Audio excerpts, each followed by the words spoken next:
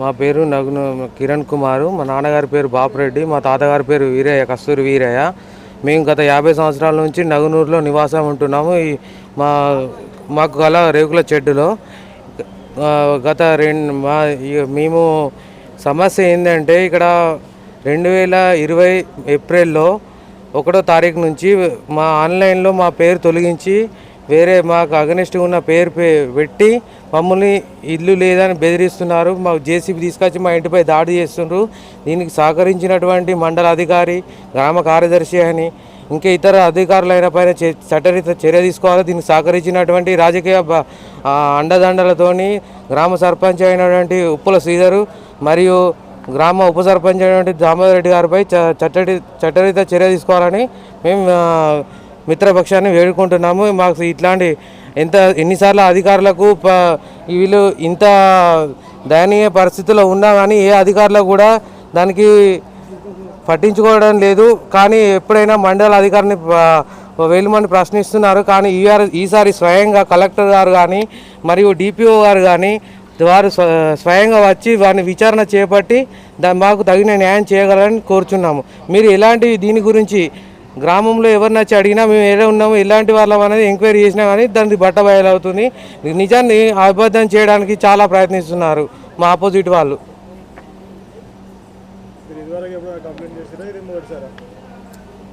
అంటే ఇంతకుముందు చేసినా సార్ ఈ కేసులు మళ్ళీ దీనికి మా ఈ ఇట్టి భూమికి మేము 2014లో ఇంజక్షన్ ఆర్డర్ తీసుకున్నాము.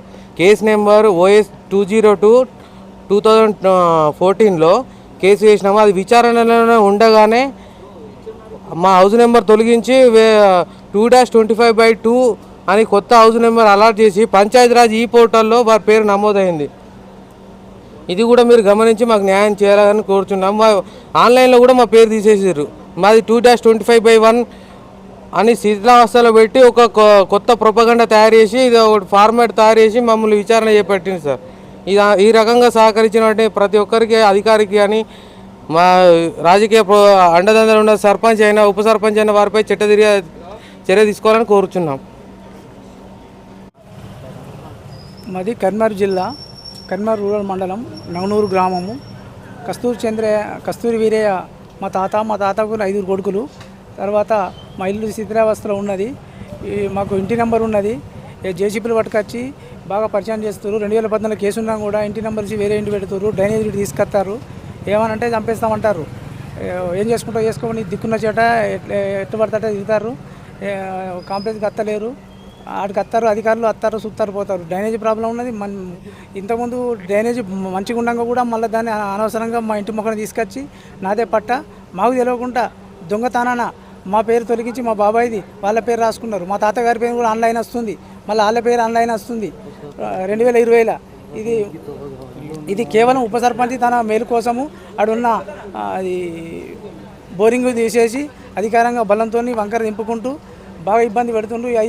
2014 నుంచి ఇప్పటి వరకు కూడా ఎవరు చర్య తీసుకుంటారు. కోర్టుల కేసు ఉన్నాక కూడా మమ్మల్ని బాగా ఒత్తిడికి గురి చేసి బాగా మా నాన్నలు అట్టి అమాయకులను చూసి బాగా గోసవుచ్చుకుంటారు.